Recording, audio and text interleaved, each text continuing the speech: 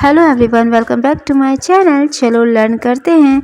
तो फ्रेंड्स, आज मैं शेयर कर रही हूँ आपसे preposition in, on, under and above. Okay, तो आज हम सीखेंगे English prepositions in, on, under और अबव।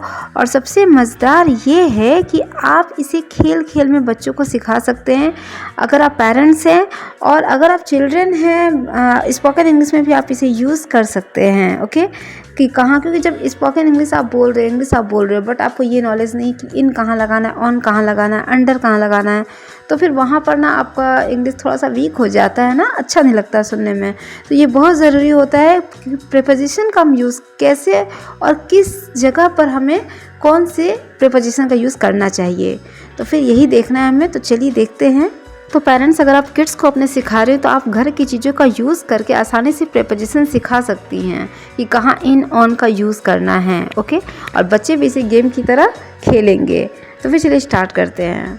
तो आई एन इन का मतलब होता है के अंदर, जैसे the toys are in the box, खिलौने डिब्बे के अंदर है, पर यहाँ एक ही खिलौना है तो the toy is in the box हो जाएगा। ओके, बच्चे से आप पूछ सकते हैं कि बेटा where is the toy, toy कहाँ है, या फिर आप ये बोल सकते हैं कि टॉय को इन द बॉक्स रख दो, टॉय को इन द बॉक्स रख दो, मतलब बॉक्स के अंदर रख दो। तो बच्चे ये समझेंगे कि इन मतलब अंदर, यानी इन द बॉक्स रखने को बोल रही है मम्मा, मतलब अंदर रखना है। तो ये इस तरह से हम समझ सकते हैं, ठीक है।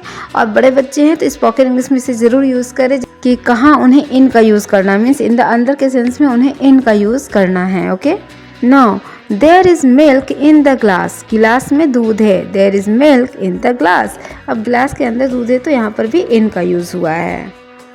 नेक्स्ट है my pencils are in my bag, मेरी पेंसिलें बैग के अंदर है, my pencils are in my bag. Next देख लेते हैं इनसे ही, the cat is sleeping in the basket, बिल्ली टोकरी के अंदर सो रही है, the cat is sleeping in the basket. यहाँ पर स्लीपिंग ING लगा है क्योंकि यहाँ पर है सो रही है, इस वजह से स्लिप में ING लग गया है।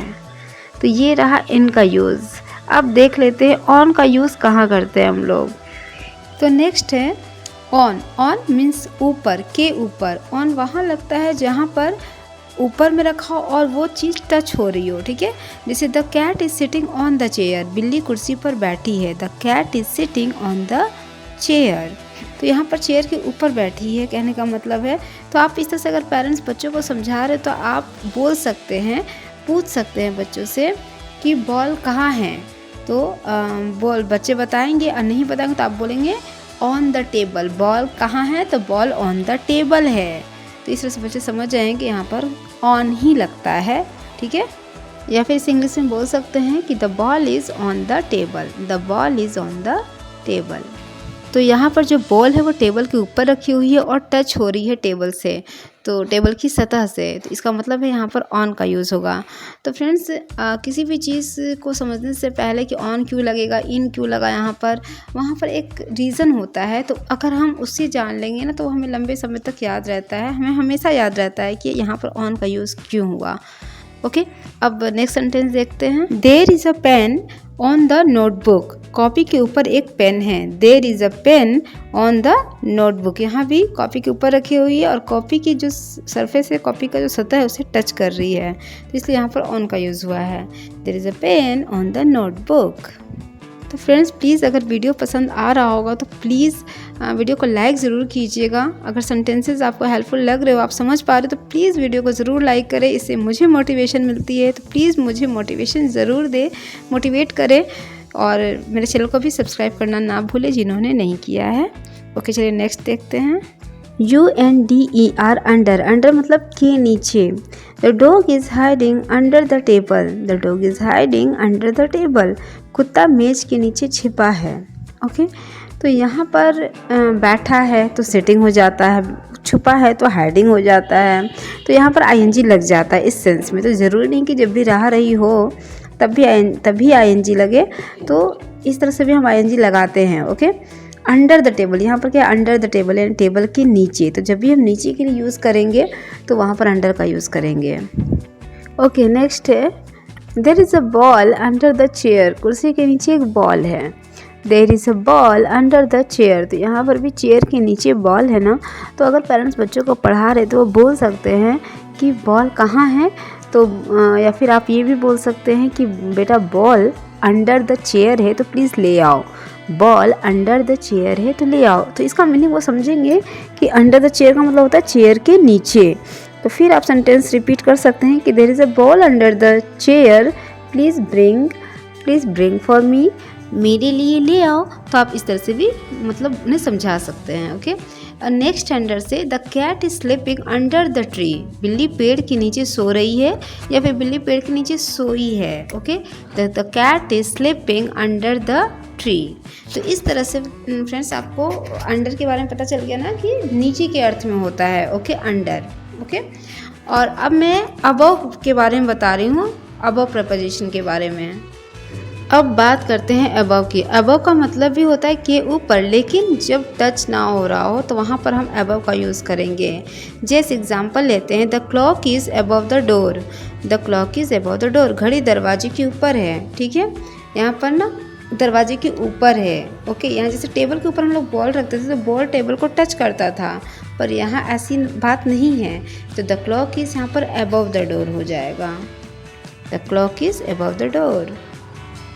नेक्स्ट सेंटेंस है कि बादल हमारे घर के ऊपर है, the clouds are above our house, या फिर ये भी बोल सकते हैं the cloud is above my house. Okay, तो यहाँ पर बादल ऊपर है और टच नहीं हो रहे हैं, इसलिए यहाँ पर अबव का यूज़ हुआ है। बादल ऊपर है पर टच नहीं हो रहे हैं, तो the clouds are above our house.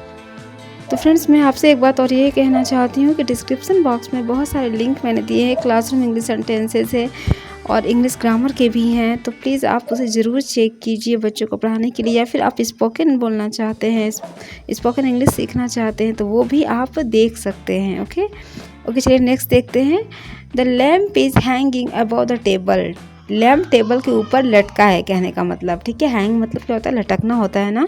तो the lamp is hanging above the table. तो जो भी चीज़ें ऊपर है पर टच नहीं हो रही वहाँ पर हम अबव का यूज़ करेंगे, और जो चीज़ें ऊपर रखी हैं और टच हो रही है वहाँ ऑन का यूज़ करेंगे। जैसे the ball is on the table, यहाँ पर बॉल टेबल से टच हो रहा है तो वहाँ ऑन द टेबल का यूज़ होगा, और ऊपर है इस वजह से यहाँ पर ऑन का यूज़ हुआ, पर यहाँ पर अबव का यूज़ हुआ है ना।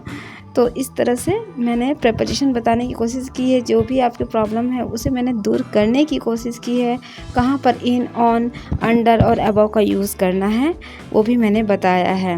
तो वीडियो थोड़ी सी भी हेल्पफुल लगी होगी तो प्लीज़ लाइक ज़रूर कर दीजिएगा वीडियो को, और सब्सक्राइब भी कर लीजिएगा मेरे चैनल को। और डिस्क्रिप्शन बॉक्स में बहुत सारे लिंक मैंने जो शेयर किए वो ज़रूर देख लीजिएगा, और आई बटन पे भी आपको ऊपर में लिंक मिल जाएंगे। जब आप वीडियो ऑन करोगे या देख रहे होगे तो देखना, आप ऊपर में ज़रूर आई बटन मिलेगा, वहाँ पर आपको इसी वीडियो से रिलेटेड बहुत सारे सेंटेंसेस मिल जाएंगे।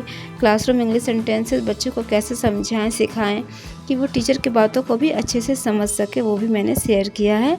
उसकी प्लेलिस्ट है, वो आप देख सकते हैं डिस्क्रिप्शन बॉक्स में। ओके, फिर पढ़ते रहिए, आगे बढ़ते रहिए।